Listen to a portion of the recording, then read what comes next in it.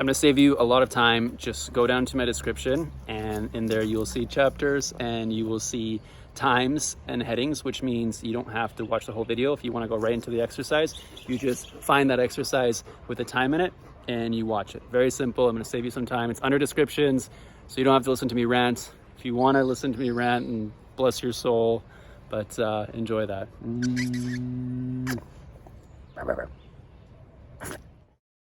Here's a simple follow along for you to do that will relieve any tightness that you have in your ankles, maybe some knee tension, and even some lower back pain by lubricating the hips. And all you need is a set of stairs. If you don't have a set of stairs, completely fine. Grab yourself a yoga block, a large textbook, or a Yellow Pages. And I'm sure a lot of you don't even know what a Yellow Pages is. So Google that. Let's begin. Calf raises are a great way to increase mobility and your range of motion in your ankle. And I've mentioned many times before that what your ankle is able to produce in terms of movement will determine not just longevity, but it will determine what's going on with the knee, if there's any pain, reasons why you're hurting in like your steps, stairs, climbing, hiking. So pay attention to that. Very simple routine that we will do for step down. These are the Poliquin steps, I believe, and these are fantastic to do to mimic what we do in life. So a practical, a real life movements, practicality into practice. So what I mean by that is you do it everywhere through hiking, taking the stairs. Now I'm going to create into an exercise. So one more before I get into that train of thought. I'm going so fast in my mind, but I'm going so slow with my words.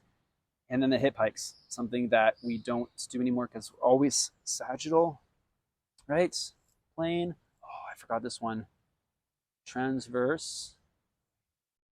I think it's transverse. So that's just cutting right here forward, right? So very simple. Horizontal, right? So with that being said, we're sitting, car, couch, and then the other would be chair. What else? We lay down. We don't do any more hip movement like this. It's very important to reintroduce movements that we used to do and what our joints are meant to do. Okay, so there's just three, very simple. And what I was going to get to, I believe it was with the practicality.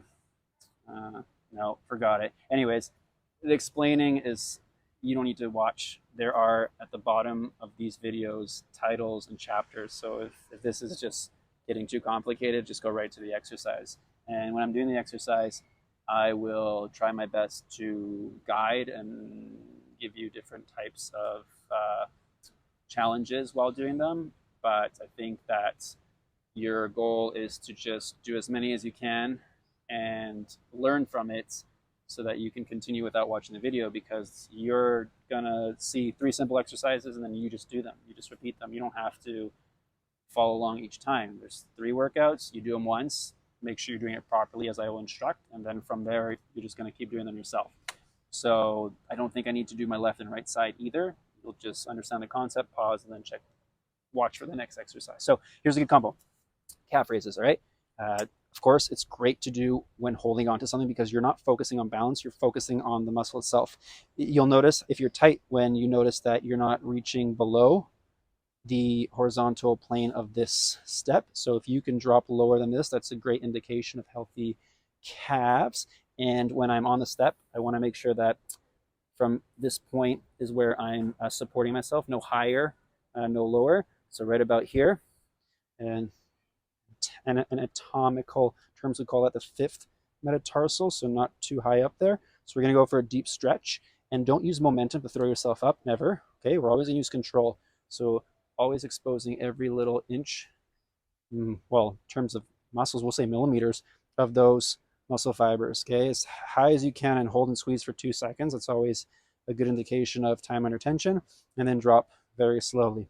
If you want to challenge yourself, what we can do is when we're doing 10 reps, we'll stick to one side, we'll go up on 2, meaning 2 feet, and then drop on the 1. You're always stronger on the down, which is the eccentric, as opposed to the up, which is the concentric. So you can do 10 reps with 2 feet down on the way up, and then 1 foot, bringing it down. And if you're really feeling like you want to challenge yourself, single foot is just as good. Balance. If you want to add some difficulty, you don't have to hold on to a railing. However, we're trying to focus on something specific. That balance we can get into another time. So that's a great way to start lubricating the ankle, which will then dictate how is the knee behaving. So that's one. Second one, as I said before, the Poliquin step downs. I will demonstrate from a side angle just so you see, but then I have to perform in front because the goal of this is to reach forward with your foot, not to drop it down. So when we do actual step downs on a exercise block or anything of that relation at a gym, what we're missing is that transfer in body center of gravity. So if I'm just dropping straight down, this is not really practical. On a staircase, if I'm walking down the stairs, I can't drop down because there's a stair next to me. So I move my foot forward, then I drop down. So that looks like this from the side angle. It doesn't look like this, which is also important because pay attention to my left leg, foot, pay attention to my left foot. Some individuals have the tightness in their calves and they'll have to raise the heel. You can't step down, but when they're here, it's very simple. So you train all your time, heavy weights, strong, you're building progress, and you're getting really good at the side step on the side. Here we go again, frontal plane. So forget about that from this angle, right? It's very simple for you. However, then once you're doing something difficult, like you're carrying furniture with your friends, something important has to be done. Just that slight change in the angle can cause a tear, can cause some damage because you might not be flexible enough to reach.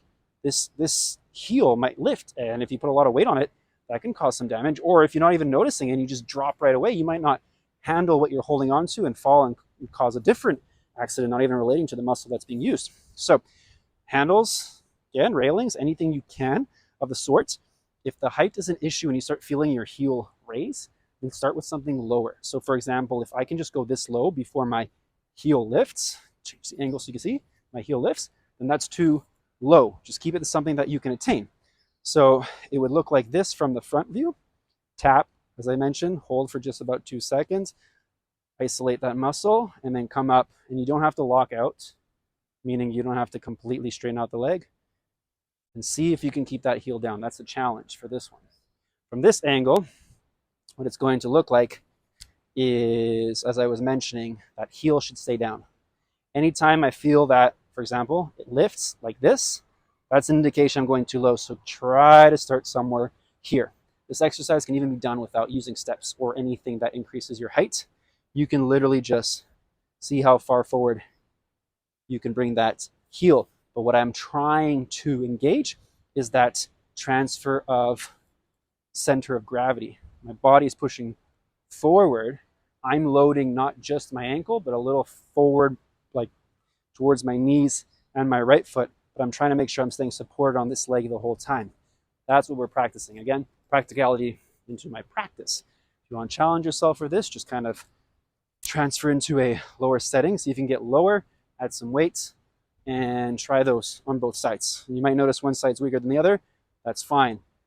Pay attention to the calf raises. If you do more of those prior to this exercise, you might even feel comfortable and better because it will loosen up that ankle mobility.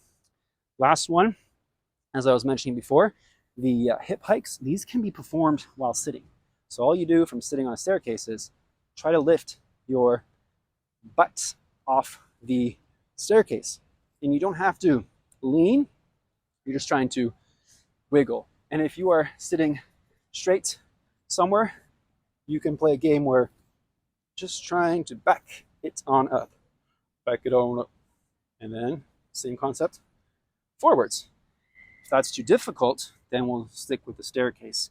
For this one, it's very important to stay straight with your body because we are always trying to cheat and make resistance easier. The body is smart in that way. Same concept as the Poliquin steps. However, I am trying to keep my leg straight. This one's straight. So I'm just going to speed it up. I don't train with a fast pace, but I'm trying to demonstrate what that looks like. So what it looks like is one of these. So if there's a belt and I drop, that belt drops, but my knees are straight. As if you were to imagine you jump into a pile of cement with straight legs, and that cement reaches your hips. And the legs are separate though, right? So I have, or even better, how about a cast on one foot and a cast on the other? I actually had a cast all the way up to my hip, so I can relate. You got two casts on, right? And so if you need to watch yourself in the mirror, that will help. You can't do it with the stair facing this way, but I'm just trying to demonstrate. You're dropping, just like that. And you're raising at the same time too. So what we're trying to do is we're trying to go below the surface of the step and above the surface of the step. And what usually happens when we do this is we tend to use our upper body to cheat. Feels like you're doing it, but you're not. So you want to stay straight when you're doing this and just focus on the hip, doing all that movement and all that hip mobility. Because as I mentioned before, we're always sitting. And I've always noticed that when someone gets on a bike or someone's trying to transfer over onto something, they don't have that mobility to even lift their hips up over it. It's pretty, unfortunately, I don't mean to be rude, but it's embarrassing because our whole lives we've been climbing fences back in the days, and now we're not doing any of that. We're confused why we have lower back pain. It's not confusing. It's just we're not using those joints anymore. So practice those three. They're super simple, super fantastic. There's nothing else to add. If you have any questions, feel free to reach out. It really helps if you push the subscribe or send this video to someone that you care about because it's free. I'm not pushing anything. I'm not selling anything. I'm just trying to share information. But again, it helps me, hopefully, to build a channel where I can continue teaching stuff for free to people that enjoy it. So with that being said, I hope that helps, and feel free to reach out. Thank you.